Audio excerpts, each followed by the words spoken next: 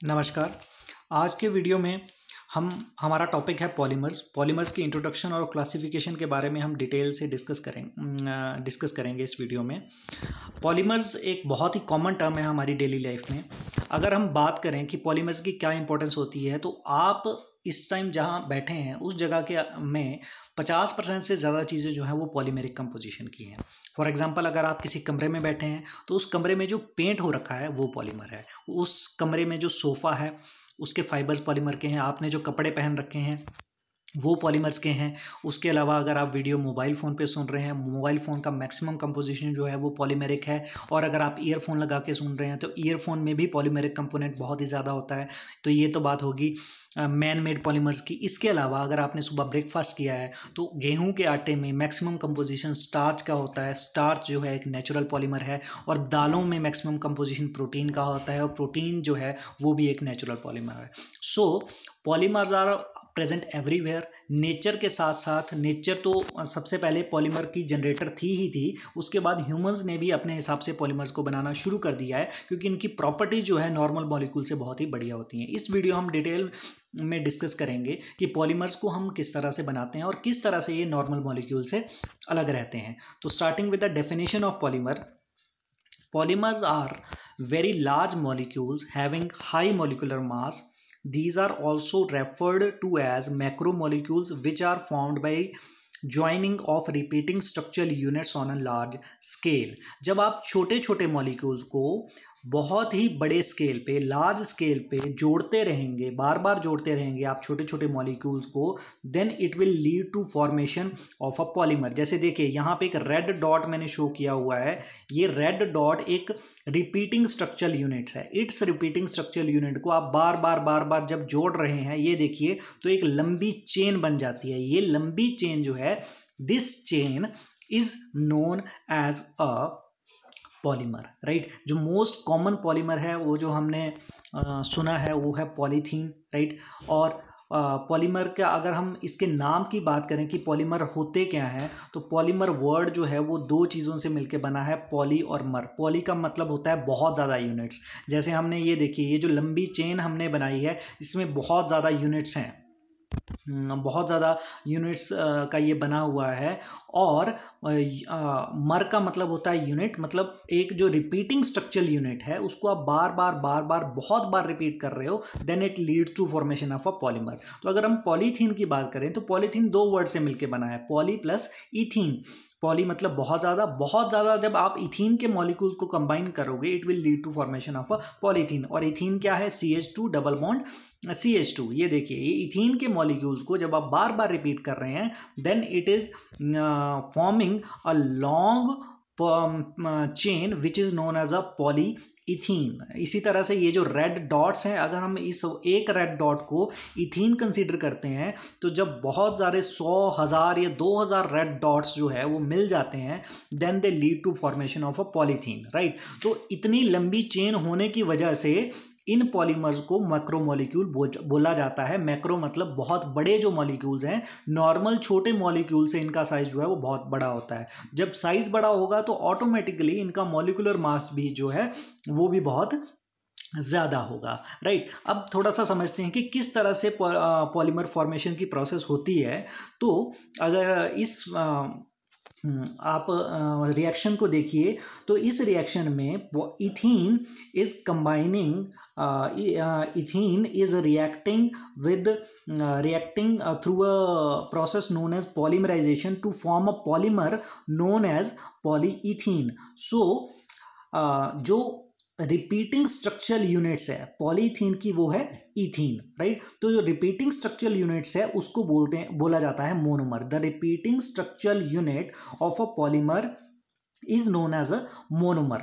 और monomer combines to form a polymer through the process known as polymerization. Polymerization is the process of formation of polymer, right। अब अगला question आता है, ये देखिए, यही प्रोसेस मैंने यहाँ पे भी शो करी हुई है कि जब मोनोमर के मॉलिक्यूल्स यहाँ पे अलग अलग पड़े हैं, by the process known as polymerisation, ये मोनोमर के यूनिट्स कंबाइन होके एक लंबी चेन बना रहे हैं, right. And this chain is known as a polymer, right. अब अगला क्वेश्चन आता है कि मोनोमर के मॉलिक्यूल्स कंबाइन तो हो रहे हैं, लेकिन कितने मोनोमर के मॉलिक्यूल्स कंबाइन होंगे। अब यहाँ पे अगर आप इस रिएक्शन में देखिए तो मैंने इस रिएक्शन में लिखा है n मॉलिक्यूल्स ऑफ मोनोमर या n molecules of ethene, right. So the number of monomers which combine to form a polymer is known as degree of polymerisation. तो इस केस में, इस रिएक्शन में n जो है वो डिग्री ऑफ पॉलीमराइजेशन है पॉलीथीन की, राइट। तो पॉलीथीन में डिग्री ऑफ पॉलीमराइजेशन है n। अगर 100 मॉलिक्यूल्स मोनोमर के कंबाइन करेंगे तो डिग्री ऑफ पॉलीमराइजेशन होगा 100। अगर 1000 मॉलिक्यूल्स कंबाइन करेंगे तो डिग्री ऑफ पॉलीमराइजेशन होगा 1000, राइट। तो this is all about the process of polymerisation. Monomer क्या होता है, पॉलीमर क्या होता है और डिग्री ऑफ पॉलीमराइजेशन क्या होती है। तो डिग्री ऑफ पॉलीमराइजेशन अगर किसी भी पॉलीमर की ज़्यादा होगी तो ऑटोमेटिकली उसकी जो चेन लेंथ है, उसकी जो चेन ऑटोमेटिकली लंबी हो जाएगी, राइट। अब अगला क्वेश्चन आता है कि अगर इतनी इजीली पॉलीमराइजेशन हो सकती है तो क्या हर मॉलिक्यूल मोनोमर एक्ट कर सकता है। वाटर मॉलिक्यूल मोनोमर एक्ट कर सकता है या मीथेन मॉलिक्यूल या इथेन मॉलिक्यूल मोनोमर एक्ट कर सकता है। तो इसका आंसर है नहीं, हर मॉलिक्यूल जो है वो मोनोमर एक्ट नहीं कर सकता। पॉलीमराइजेशन प्रोसेस के लिए आपको मोनोमर का होना बहुत ज़रूरी है और मोनोमर बनने के लिए कुछ एक प्रॉपर्टीज़ हैं जो एक मॉलिक्यूल में होनी चाहिए। उस प्रॉपर्टी को बोलते हैं फंक्शनैलिटी। किसी भी मॉलिक्यूल को मोनोमर बनने के लिए उसमें फंक्शनैलिटी होना बहुत ज़रूरी है। और फंक्शनैलिटी जो है वो दो तरीके से हो सकती है किसी भी मॉलिक्यूल में। एक, या उसमें मल्टीपल बॉन्ड्स प्रेजेंट हो या उसमें 2 या 2 से ज़्यादा फंक्शनल ग्रुप्स प्रेजेंट हो। तो बात करते हैं पॉइंट नंबर 1 की, मल्टीपल बॉन्ड्स की। जैसे कि यहाँ देखिए, यहाँ पे आपके इथाइन का मॉलिक्यूल है और इथीन का मॉलिक्यूल है। इथाइन में ट्रिपल बॉन्ड है, इथीन में डबल बॉन्ड है। तो ये दोनों जो हैं एज अ मोनोमर एक्ट कर सकते हैं। They are eligible to be a monomer and they can lead to formation of a polymer. Ethene जो है ये पॉलीथीन बनाता है और इथाइन जो है ये पॉली एसिटाइलिन बनाता है, जो कि ये कंडक्टिंग पॉलीमर्स है, राइट। तो मल्टीपल बॉन्ड जिस भी मॉलिक्यूल में होगा, डबल बॉन्ड या ट्रिपल बॉन्ड जिस भी मॉलिक्यूल में होगा, वो एज अ मोनोमर एक्ट कर सकता है अंडर स्पेसिफिक कंडीशन। उसके बाद आती है फंक्शनल ग्रुप्स की बात। अब फंक्शनल ग्रुप्स क्या है? OH ग्रुप जो हाईली रिएक्टिव है, COOH ग्रुप जो कि हाईली रिएक्टिव है, NH2 ग्रुप जो कि हाईली रिएक्टिव है, इनको बोलते हैं फंक्शनल ग्रुप्स। CH3 ग्रुप को आप फंक्शनल ग्रुप नहीं बोल सकते। तो OH, COH, NH2 इस तरह के और भी अगर ग्रुप अलग प्रेजेंट है तो इनको फंक्शनल ग्रुप बोलते हैं। किसी भी मॉलिक्यूल में 2 या 2 से ज़्यादा फंक्शनल ग्रुप अगर प्रेजेंट है, 2 या 2 से ज़्यादा फंक्शनल ग्रुप अगर किसी भी मॉलिक्यूल में प्रेजेंट है तो वो एज अ मोनोमर एक्ट कर सकता है। फॉर एग्जाम्पल यहाँ मैंने एक सीरीन का एग्जाम्पल लिया है। सीरीन जो है ये एक अमाइनो एसिड है, right, and it leads to formation of a natural polymer known as protein. Proteins जो हैं वो अमाइनो एसिड को मिलकर बने होते हैं और अमाइनो एसिड जो हैं वो एज अ मोनोमर एक्ट करते हैं क्योंकि उनमें 2 या 2 से ज़्यादा फंक्शनल ग्रुप जो है वो प्रेजेंट रहते हैं। उसी तरह से यहाँ पे जो दूसरा एग्जांपल है 6 अमीनो हेक्सोनिक एसिड, यहाँ एक तरफ इसके COH ग्रुप लगा है, दूसरी तरफ NH2 ग्रुप लगा है, तो it is eligible for becoming a monomer. ये अच्छे से एक मोनोमर जो है वो बन सकता है, राइट। दूसरी तरफ अगर हम बात करें इथेनॉल की, इथेनॉल में सिर्फ एक OH ग्रुप है, एक फंक्शनल ग्रुप है, तो ये मोनोमर नहीं बन सकता। प्रोपेन में कोई भी फंक्शनल ग्रुप है नहीं है, ये मोनोमर नहीं बन सकता। साइक्लोब्यूटेन में भी कोई भी फंक्शनल ग्रुप नहीं है, तो ये एज अ मोनोमर एक्ट नहीं कर सकता, right. So this is about the process of polymerisation और कौन कौन से मॉलिक्यूल जो है वो मोनोमर एक्ट कर सकते हैं। ये चीज़ आप नोट भी कर सकते हैं। और दूसरी बात, ये चीज़ आपको याद रखनी बहुत ज़रूरी है, ये आगे भी काम आएगी कि मोनोमर 2 तरह के होते हैं, एक मल्टीपल बॉन्ड बेस्ड मोनोमर, दूसरा functional group based monomer, right. So this is about the introduction of polymers. अब बात करते हैं कि मोनोमर्स जो हैं हमारे हर जगह प्रेजेंट है, वो मैंने पहले भी आपको बताया। लेकिन अगर हमारी नॉर्मल लाइफ में और भी बहुत ज़्यादा प्रेजेंस है मोनोमर की या पॉलीमर्स की। बेकेलाइट जो है आपके स्विचेस बनाता है। देखिए कॉन्टैक्ट लेंसेज आपके PMMA के, ये भी पॉलीमर का बना होता है। PVC आपका पॉलीविनाइल क्लोराइड की पाइप्स बनी होती हैं, ये भी आपका पॉलीमर है। नेचुरल पॉलीमर में आपके पोटैटो में स्टार्च होता है, आपके एग में प्रोटीन होता है, तो ये सब पॉलीमर्स हैं, राइट। अब बात करते हैं क्लासिफिकेशन की, क्लासीफाई किस तरह से कर सकते हैं हम पॉलीमर्स को। अब पहले हम बात कर रहे थे, मैंने आपको कहा कि पॉलीमर जो है, सबसे पहले जो पॉलीमर बने थे वो नेचुरली बने थे, नेचुरली पॉलीमर प्रेजेंट होते ही थे। उसके बाद आदमी ने जो है मैन मेड पॉलीमर्स बनाने शुरू कर दिए। तो सबसे पहली क्लासिफिकेशन है based on the source. Based on the source polymers can be classified into 3 types. जो पहली टाइप है वो है natural polymers. Natural polymer means they are natural in origin. तो एग्जांपल है नेचुरल पॉलीमर्स के आपके प्रोटीन्स, जिनके जो सब यूनिट्स होते हैं अमाइनो एसिड्स होते हैं। प्रोटीन आपकी दालों में प्रेजेंट होते हैं, एग में प्रेजेंट होते हैं।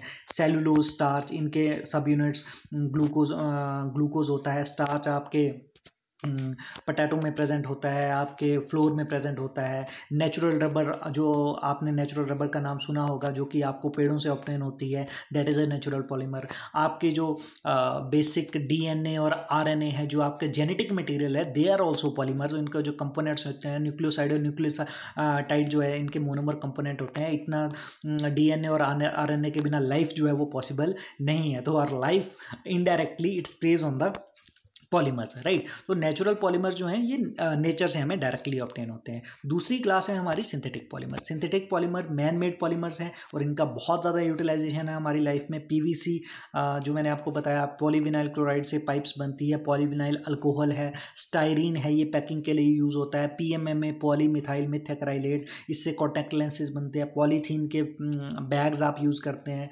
बेकेलाइट है, सिंथेटिक रबर है, जो कि आपके अलग अलग जगह पे यूटिलाइजेशन बहुत ज़्यादा है सिंथेटिक पॉलीमर्स की। और तीसरी क्लास जो सबसे इंपॉर्टेंट क्लास है पॉलीमर्स की, वो है सेमी सिंथेटिक क्लास। इसके नाम से ही पता लगता है कि जब आप नेचुरल और सिंथेटिक कंपोनेंट्स को मिक्स करेंगे तब सेमी सिंथेटिक पॉलीमर जो है वो बनते हैं। सेमी सिंथेटिक पॉलीमर के एग्जांपल है आपके नाइट्रोसेलुलोज, जिसको गन कॉटन भी बोला जाता है, कार्बोक्सी मिथाइल सेलुलोज, और रबर, या इसको वल्कनाइज्ड रबर भी बोलते हैं, राइट। अब इन तीनों क्लासेज में जो सेमी सिंथेटिक पॉलीमर में है उस पर हम थोड़ा सा ज़्यादा ध्यान देते हैं कि semi synthetic polymers are formed by combination of natural polymer with any synthetic component, right? They lead to formation of a semi synthetic polymer. तो अब नेचुरल पॉलीमर और सिंथेटिक कंपोनेंट को मिक्स करने का फ़ायदा क्या है? सबसे बड़ा फ़ायदा ये रहता है कि आपके जो नेचुरल पॉलीमर है वो इजीली ऑब्टेन्ड हो जाते हैं, राइट। जो आपकी सिंथेटिक पॉलीमर है वो इतनी ज़्यादा, सिंथेटिक मटेरियल है, सिंथेटिक पॉलीमर है, वो इतनी इजीली जो है ऑब्टेन नहीं हो सकते। तो सेलुलोज को जब आप नाइट्रिक एसिड के साथ कंबाइन करते हैं, right, then it leads to formation of a component known as nitrocellulose, right. तो ये देखिए, सेलुलोज का मैंने आपको बताया कि जो बेसिक यूनिट है वो ग्लूकोज है। इस ग्लूकोज के OH ग्रुप को जब आप नाइट्रिक एसिड के साथ ट्रीट करेंगे तो NO2, ये सिंथेटिक कंपोनेंट इसमें लग जाता है, राइट। तो NO2 हो गया सिंथेटिक कंपोनेंट और बाकी सारा जो पार्ट हो गया वो हो गया आपका नेचुरल कंपोनेंट। सो जो पॉलीमर बना वो बन गया आपका सेमी सिंथेटिक पॉलीमर। और नाइट्रोसेलुलोज को गन कॉटन भी बोला जाता है, फ्लैश पेपर भी बोला जाता है, और इसकी इंडस्ट्रीज में या गन इंडस्ट्री में बहुत ही ज़्यादा एप्लीकेशन है। अगर आप सेलुलोज को नाइट्रोसेलुलोज में कन्वर्ट नहीं करते तो सेलुलोज एज सच कभी भी इतनी ज़्यादा इसका इंडस्ट्रियल एप्लीकेशन नहीं हो सकता। तो जब भी हम किसी भी नेचुरल पॉलीमर को सेमी सिंथेटिक पॉलीमर में कन्वर्ट करते हैं तो इसकी जो एप्लीकेशन है डेली लाइफ में वो बहुत ज़्यादा बढ़ जाती है। उसी तरह से सेलुलोज को अगर आप क्लोरोएसिटिक एसिड के साथ ट्रीट करेंगे तो कार्बोक्सी मिथाइल सेलुलोज बनता है। अगर आप अपने टूथपेस्ट और आइसक्रीम के रैपर देखें ध्यान से तो उनमें कार्बोक्सी मिथाइल सेलुलोज का बहुत ज़्यादा कंपोनेशन होता है। अब कार्बोक्सी मिथाइल सेलुलोज को ही क्यों यूज़ किया जाता है आपके टूथपेस्ट में? द रीज़न ये है क्योंकि सेलुलोज जो है वो एक नेचर बेस्ड मटेरियल है, तो ये बायोकम्पैटिबल है। बायोकम्पैटिबल मतलब ह्यूमन बॉडी को ये इतना ज़्यादा हार्म नहीं करेगा। इसीलिए सेमी सिंथेटिक पॉलीमर्स का जो एप्लीकेशन है आपकी बायोमेडिकल फील्ड में डे बाय डे बढ़ता ही जा रहा है, क्योंकि इनकी बायोकम्पैटिबिलिटी जो है वो बहुत अच्छी होती है। एक और कॉमन एग्जाम्पल है सेमी सिंथेटिक पॉलीमर का, वो है नेचुरल रबर। नेचुरल रबर आपको नेचुरली ऑब्टेन होती है प्लांट से। नेचुरल रबर इस तरह का उसका स्ट्रक्चर होता है, आइसोप्रीन की यूनिट से मिलकर ये बना होता है। आइसोप्रीन की यूनिट से मिलकर ये बना होता है, पॉली आइसोप्रीन भी इसको बोलते हैं। लेकिन नेचुरल रबर जब ऑब्टेन होता है नेचर से, तो ये बहुत ही लिक्विड होता है और इसका डायरेक्ट आप यूटिलाइजेशन कभी नहीं कर सकते। इसको यूजफुल बनाने के लिए नेचुरल रबर की वल्कनाइजेशन की जाती है। वल्कनाइजेशन में जो दो आइसोप्रीन की लॉन्ग चेन्स होती हैं उनके बीच में कोवलेंट बॉन्डिंग जो है वो क्रिएट की जाती है थ्रू दिस सल्फर बॉन्ड, जो आपको रेड में नजर आ रहे होंगे। इन सल्फर बॉन्ड के थ्रू कोवलेंट बॉन्डिंग क्रिएट की जाती है। इसकी वजह से आपकी नेचुरल रबर की स्ट्रेंथ बढ़ जाती है। स्ट्रेंथ बढ़ने के साथ साथ एप्लीकेशन बढ़ जाती है। तो रबर की क्या क्या एप्लीकेशंस है ये मुझे बताने की जरूरत नहीं है। तो नेचुरल रबर को जब आप क्रॉस लिंक करते हैं वल्कनाइजेशन से तो वो वल्कनाइज रबर बनती है और उसकी एप्लीकेशन जो है वो बहुत ही ज़्यादा बढ़ जाती है। तो सेमी सिंथेटिक पॉलीमर्स का जो इंपॉर्टेंस है वो डे बाय डे हमारी लाइफ में बढ़ता जा रहा है, right? So this is all about the classification of polymers on the basis of source. Now the next classification is on the basis of structure of polymer की उनका structure किस तरह सा है, राइट? तो पहली जो क्लास है, 3 क्लासेस में हम डिवाइड कर सकते हैं। पहली क्लास है लीनियर पॉलीमर। लीनियर पॉलीमर के एग्जांपल है हाई डेंसिटी पॉलीथीन और पॉलीविनाइल क्लोराइड, राइट? तो अब देखिए, हमने पहले भी डिस्कस किया था कि पॉलीमर्स जो हैं वो मोनोमर से मिलकर बने होते हैं। 1 मोनोमर, 2 मोनोमर, 3 मोनोमर, 4 मोनोमर। अगर मोनोमर एक स्ट्रेट लाइन में जुड़ रहे हैं, स्ट्रेट लाइन में वो मोनोमर जुड़ रहे हैं और कोई भी ब्रांचिंग नहीं कर रहे हैं, then the polymer formed is a linear polymer, right? और मैं एक चीज बताना चाहूंगा कि पॉलीमर्स जो हैं वो कोई एक चेन नहीं है। अगर पॉलीथीन का एक मॉलिक्यूल कनेक्ट होके पॉलीथीन की एक लंबी चेन बना रहा है तो पॉलीमर कोई एक चेन नहीं है। एक पॉलीथीन की कंपोजिशन में बहुत ज़्यादा पॉलीमेरिक चेन्स होंगी, लेकिन वो जो हाई डेंसिटी पॉलीथीन में वो जो पॉलीमेरिक चेन्स होंगी वो लीनियर होगी, उनकी ब्रांचिंग नहीं होंगी। और साथ ही साथ इनके बीच में इंटरेक्शन जो है, कोई भी covalent cross linking in chains के बीच में नहीं होती है, इसीलिए इनको लीनियर पॉलीमर जो है वो बोला जाता है। अगली क्लास है आपकी branch chain polymers. Branch chain polymer के एग्जांपल है लो डेंसिटी पॉलीथीन, स्टार्च, गम मैकेजिया। ये मैक्सिमम जो आपके नेचर बेस्ड पॉलीमर्स होते हैं वो मैक्सिमम ब्रांच चेन पॉलीमर्स ही होते हैं, राइट? तो अगर आप लो डेंसिटी पॉलीथीन का सिंथेसिस करते हैं तो लो डेंसिटी पॉलीथीन में एक लॉन्ग बैकबोन चेन के साथ कुछ एक ब्रांचेस भी इसकी क्रिएट हो जाती हैं। स्टार्च में भी ग्लूकोज जो है, बैकबोन चेन जो है वो ग्लूकोज होती है, साथ में थोड़ी बहुत ब्रांचेस भी होती हैं, तो इसको बोलते हैं ब्रांच्ड चेन पॉलीमर्स। तीसरी जो क्लास है वो सबसे इंपॉर्टेंट क्लास है, वो है क्रॉस लिंक्ड और नेटवर्क पॉलीमर। क्रॉस लिंक्ड और नेटवर्क पॉलीमर का एग्जाम्पल है बेकेलाइट, कार्बोपोल, मेलामीन और हाइड्रोजेल। क्रॉस लिंक्ड और network polymers branched chain polymer और लीनियर पॉलीमर से इसलिए अलग होते हैं क्योंकि इनकी जो लॉन्ग बैकबोन चेन्स होती हैं इनके अंदर स्ट्रॉन्ग क्रॉस लिंक्स होते हैं। इनके अंदर cross links mean covalent bonding होती है। देखिए, लीनियर जो पॉलीमर है, लीनियर पॉलीमर की चेन्स के बीच में कोवलेंट बॉन्डिंग नहीं है। ब्रांच्ड पॉलीमर की चेन्स के बीच में कोवलेंट बॉन्डिंग नहीं है, लेकिन क्रॉस लिंक्ड नेटवर्क की चेन्स के बीच में कोवलेंट बॉन्डिंग होती है। ज़्यादा अच्छे से हम इसको अगली स्लाइड में समझ सकते हैं। देखिए, यहाँ पे मैंने आपको फिर से कहा कि जो मोनोमर है, कि मोनोमर जब कंबाइन करता है तो ये एक ही पॉलीमर की चेन नहीं बनाता है। इसमें जो पॉलीमर आपका बनता है उसमें कई पॉलीमर की चेन्स होती है, 1 2 3 4 5 6 7 हज़ारों पॉलीमर की चेन होती है। अब इन पॉलीमर की चेन्स के बीच में इंटरेक्शन कैसी है ये डिसाइड करती है कि वो पॉलीमर किस टाइप का है, राइट? अब जैसे सबसे पहले हमने हाई डेंसिटी पॉलीथीन की बात की, तो हाई डेंसिटी पॉलीथीन में एक चेन है, दूसरी चेन है, ये लीनियर चेन है, इसकी कोई ब्रांचिंग नहीं है और इन चेन्स के बीच में आपस में कोई भी कोवलेंट बॉन्डिंग नहीं है। अगला है आपके ब्रांच्ड पॉलीमर्स। ब्रांच्ड पॉलीमर्स में ये मैंने बनाया हुआ है low density polythene.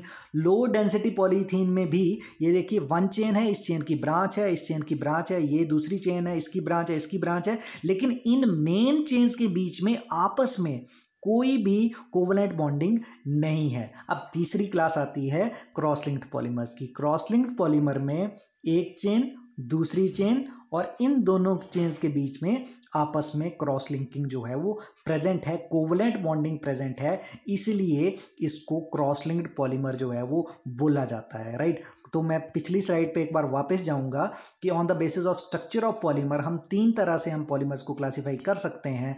Linear polymers, linear polymers, branched polymers और cross linked network polymers. Cross linked network polymer linear और ब्रांच्ड में आपस में चेन्स में कोवलेंट बॉन्डिंग नहीं होती है, लेकिन क्रॉस लिंक्ड नेटवर्क पॉलीमर्स में जो दो चेन्स हैं उनमें कोवलेंट बॉन्डिंग होती है। तो क्रॉस लिंक्ड पॉलीमर का एक और एग्जांपल है, वो है नेचुरल रबर। नेचुरल रबर का एग्जांपल मैंने आपको पहले भी दिया था सेमी सिंथेटिक पॉलीमर में। अब नेचुरल रबर में देखिए कि जब हमें नेचुरल रबर नेचर से ऑब्टेन होती है तो एक लीनियर चेन पॉलीमर होता है, ये ब्रांच्ड पॉलीमर भी ये नहीं होता है, एक लीनियर चेन पॉलीमर होता है। तो इन लीनियर चेन्स में आपस में कोई भी कोवलेंट बॉन्डिंग नहीं होती है। जब आप इसकी वल्कनाइजेशन करते हैं तो जो सल्फर ग्रुप है ये इसके बीच में इंट्रोड्यूस हो जाता है and it leads to formation of a covalent bonding. तो आपका जो वल्कनाइज रबर आप यूज करते हैं that is also a cross linked polymeric network. इसके बाद जो हमारी अगली क्लासिफिकेशन है that is based on the mode of polymerisation, कि किस तरह से पॉलीमर्स जो है वो पॉलीमराइज करते हैं। तो इसमें जो पहली क्लास है वो है एडिशन पॉलीमर्स।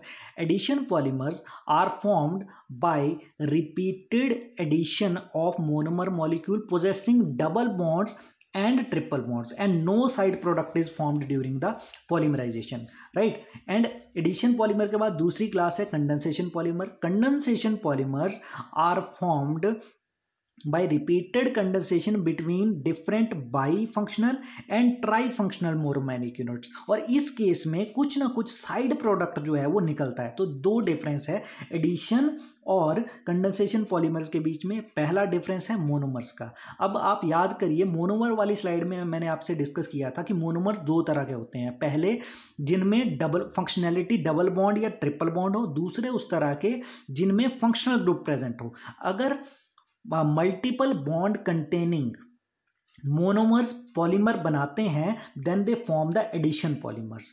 और अगर फंक्शनल ग्रुप कंटेनिंग जैसे आपका अमाइनो एसिड है या आपका 6 हेक्सा या आपका कोई और अमीन कंटेनिंग और एसिड कंटेनिंग मोनोमर है, फंक्शनल ग्रुप कंटेनिंग मोनोमर है, तो वो बनाएगा कंडेंसेशन पॉलीमर, राइट। और एडिशन पॉलीमर में कोई भी साइड प्रोडक्ट नहीं बनता है, कंडेंसेशन पॉलीमर में साइड प्रोडक्ट की इलिमिनेशन होती ही होती है, right. So on the basis of mode of polymerisation दो तरह की क्लासेस जो है वो पॉलीमर्स की पाई जाती हैं। एडिशन पॉलीमर का एग्जांपल मैंने यहाँ पे मेंशन किए हुए हैं। देखिए कि इथीन है, इसमें डबल बॉन्ड है, ये डायरेक्टली पॉलीथीन बनाता है, कोई भी साइड प्रोडक्ट नहीं है। उसी तरह विनाइल क्लोराइड में भी डबल बॉन्ड है, ये भी कोई साइड प्रोडक्ट नहीं बनाता है। विनाइल अल्कोहल है, ये पॉलीविनाइल अल्कोहल बनाता है। मिथाइल एक्रेट है, ये पॉलीमिथाइल मिथैक्राइलेट बनाता है। तो इन सब पॉलीमर्स के जो मोनोमर यूनिट हैं इनको आप नोट कर सकते हैं, और आप ये भी नोट कर सकते हैं कि ये सब जो है ये एडिशन पॉलीमर्स बनाते हैं। अब कंडेंसेशन पॉलीमर्स के एग्जाम्पल हम देख सकते हैं यहाँ पे। कंडेंसेशन पॉलीमर में सबसे जो हमारा कॉमन पॉलीमर है वो है नाइलॉन 6,6, जिसका नाम आप सबने सुना होगा। जब आप हेक्सामिथाइलिन डाइअमीन और एडिपिक एसिड को कंबाइन करते हैं, n molecules of hexamethylene diamine और n molecules of adipic acid जब कंबाइन करते हैं they lead to formation of nylon 6,6 which is a long chain polymer, right. अब इसमें देखिए COOH ग्रुप एडिपिक एसिड का और NH2 ग्रुप हेक्सामिथाइलिन डाइअमीन का, ये दोनों कंबाइन होके यहाँ पे ये इनका बॉन्ड बना है जिसको अमाइड बॉन्ड बोलते हैं with the elimination of water molecule, right. जब वाटर मॉलिक्यूल निकलता है या कोई भी और मॉलिक्यूल निकलता है तो उस रिएक्शन को बोलते हैं कंडेंसेशन रिएक्शन, और इन पॉलीमर्स को बोलते हैं condensation polymers. Similarly in the similar way अगर कोई भी डाई अमीन और डाई कार्बोक्सिलिक एसिड जिसमें दो NH2 ग्रुप हों और जिसमें दो COH ग्रुप हैं, ये कंबाइन करते हैं they lead to formation of a polyamide. Nylon 6,6 is a polyamide. अगर डाईओल और डाई कार्बोक्सिलिक एसिड कंबाइन करते हैं then they lead to formation of a polyesters which are the condensation polymers, right? So this is the classification of polymers on the basis of type of polymerization in them. Now classification of polymers on the basis of kind of monomers. इस base पे हम polymers को दो classes में divide कर सकते हैं। पहली क्लास है होमोपॉलीमर। सिंपली अगर पॉलीमर जो है वो कोई भी पॉलीमर एक ही तरह के monomer species, single monomeric species से अगर कोई पॉलीमर बना है, then it is known as a homopolymer. For example आपका इथेन जब पॉलीथीन बनाता है, इथीन जब पॉलीथीन बनाता है तो पॉलीथीन में सिर्फ एक ही मोनोमर कंपोनेंट है, वो है इथीन।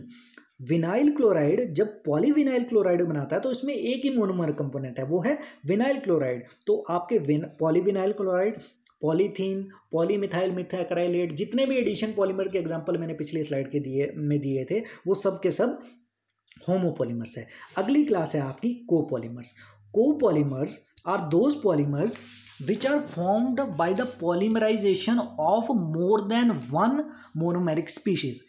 एक से ज़्यादा मोनोमेरिक स्पीशीज अगर प्रेजेंट है, एक से ज़्यादा मतलब 2 भी हो सकते हैं, 3 भी हो सकते हैं, 4 भी हो सकते हैं। फिर से मैं यहाँ नाइलॉन 66 का एग्जांपल दूंगा।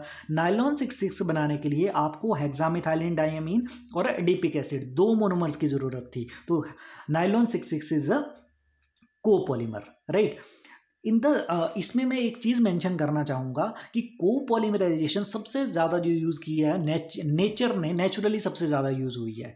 नेचर में जो पॉलीमर्स बनते हैं 20 डिफरेंट अमाइनो एसिड मीन 20 अलग अलग तरह के मोनोमर्स को यूटिलाइज करके, 20 अलग अलग तरह के मोनोमर्स को यूटिलाइज करके पॉलीमर प्रोटीन बनता है। लेकिन अभी तक ह्यूमंस से ये पॉसिबल नहीं हो पाया कि वो 20 अलग अलग तरह के मोनोमर्स को कंबाइन करके पॉलीमर जो है वो बना सकें, right. So this is about the classification of the polymers on the basis of kind of monomers. 2 तरह के पॉलीमर्स हो सकते हैं, होमोपॉलीमर्स या कोपॉलीमर्स। होमोपॉलीमर जिनमें एक ही तरह का मोनोमर है, अगर एक से ज़्यादा मोनोमर है, चाहे 2 है, 3 है, 4 है, then all of them are known as copolymer.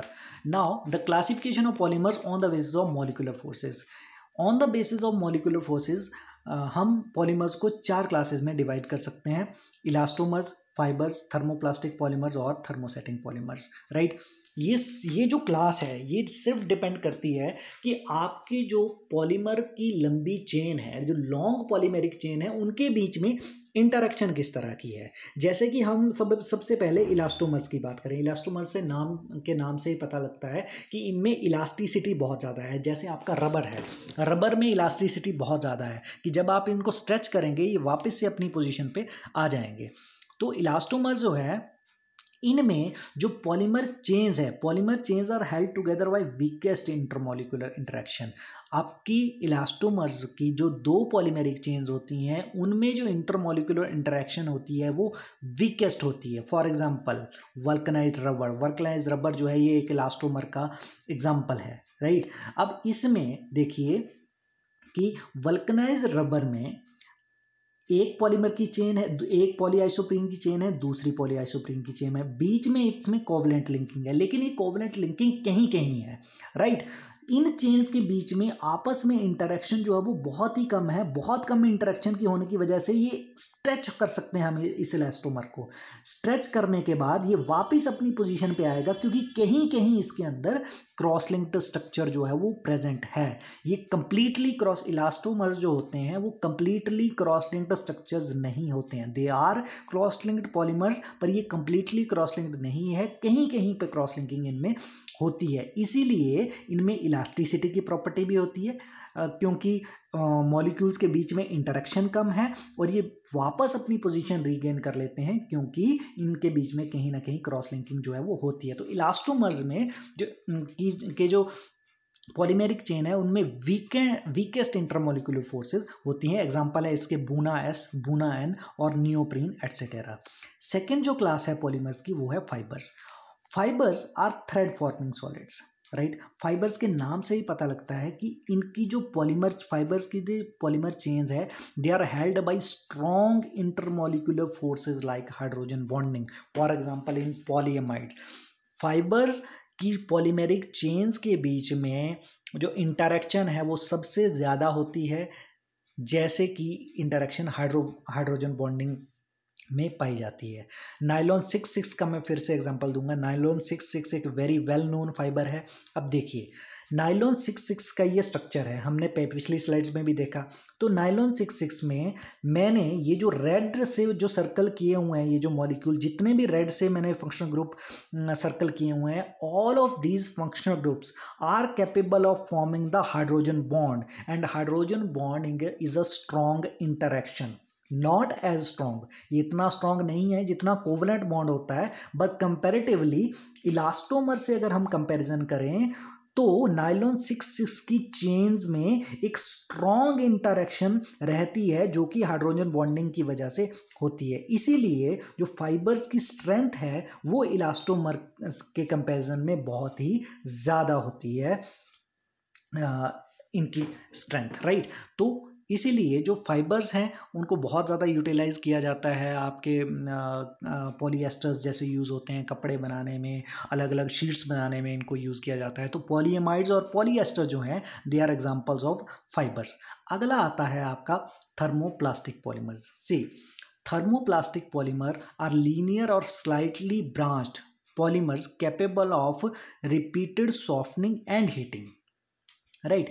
और जो इनमें इनकी जो इंटरमोलिकुलर फोर्सेस होती हैं वो इन बिटवीन होती हैं इलास्टोमर और फाइबर की बहुत ज़्यादा होती हैं इंटरमोलिकुलर फोर्सेस, इलास्टोमर की बहुत ही कम होती हैं। लेकिन इनकी जो इंटरमोलिकुलर फोर्सेस होती हैं इन दोनों के मिडल में होती हैं, ना ही ज़्यादा ना ही कम। लेकिन थर्मोप्लास्टिक पॉलीमर्स एक चीज़ में बिल्कुल डिफ़र करते हैं इलास्टोमर से, वो इस चीज़ में कि थर्मोप्लास्टिक पॉलीमर्स में कोई भी, ये थर्मोप्लास्टिक पॉलीमर का एग्जांपल है पॉलीथीन का, थर्मोप्लास्टिक पॉलीमर में कोई भी क्रॉस लिंक नहीं होता है, राइट। इसमें कोई भी क्रॉस लिंक नहीं है थर्मोप्लास्टिक पॉलीमर में, इलास्टोमर में कोई क्रॉस लिंक होता है। इस वजह से आपके जो थर्मोप्लास्टिक पॉलीमर है उनमें इलास्टिसिटी नहीं है।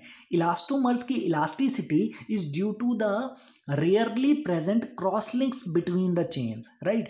थर्मोप्लास्टिक पॉलीमर जो है वो इलास्टिक प्रॉपर्टी इसीलिए उनमें नहीं होती है क्योंकि उनमें क्रॉस लिंकिंग बिल्कुल भी नहीं होती है। लेकिन इन मॉलिक्यूलर चेन के बीच में इंटरेक्शन जो थर्मोप्लास्टिक पॉलीमर है उनमें ज़्यादा होती है in comparison to the elastomers, और फाइबर्स के कंपैरिजन में थोड़ी सी कम होती है क्योंकि आप देख सकते हैं कि हाइड्रोजन बॉन्डिंग जो मॉलिक्यूल्स हैं वो थर्मोप्लास्टिक पॉलीमर्स में इतने ज़्यादा प्रेजेंट जो है वो नहीं होते हैं। अगर हाइड्रोजन बॉन्डिंग कंपोनेंट्स इसमें प्रेजेंट होने शुरू हो जाएं तो थर्मोप्लास्टिक पॉलीमर भी फाइबर की तरह एक हार्ड स्ट्रक्चर हुआ वो बन जाएगा। जो लास्ट क्लास है हमारी वो है thermosetting polymers. Thermosetting polymers are basically cross linked और हैवीली ब्रांच्ड पॉलीमर्स, और इनकी जब हीटिंग हो जाती है तो एक्सटेंसिव क्रॉस लिंकिंग हो जाती है, उसके बाद ये इनफ्यूजिबल हो जाते हैं, मतलब इनको आप दोबारा यूज़ नहीं कर सकते। ये डिफरेंस है थर्मोसेटिंग और थर्मोप्लास्टिक पॉलीमर में।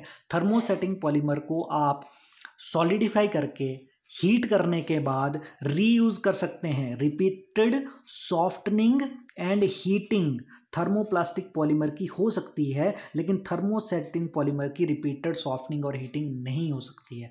इसका मैं एग्जांपल आपको दूंगा, जैसे कि आप घर में एग बॉईल करते हैं। एग जब आपके घर में आता है तो उसका जो प्रोटीन कंपोनेंट है वो लिक्विड फॉर्म में होता है, राइट। लेकिन जब आप उसको एग को बॉईल कर देते हैं तो वो सॉलिडिफाई हो जाता है। तो क्या आप उसको दोबारा से लिक्विफाई कर सकते हैं? नहीं। तो एग में जो प्रोटीन होता है वो थर्मोसेटिंग पॉलीमर का एक एग्जाम्पल है, राइट। उसका रीज़न क्या है, क्यों वो दोबारा उनको लिक्विफाई नहीं किया जाता?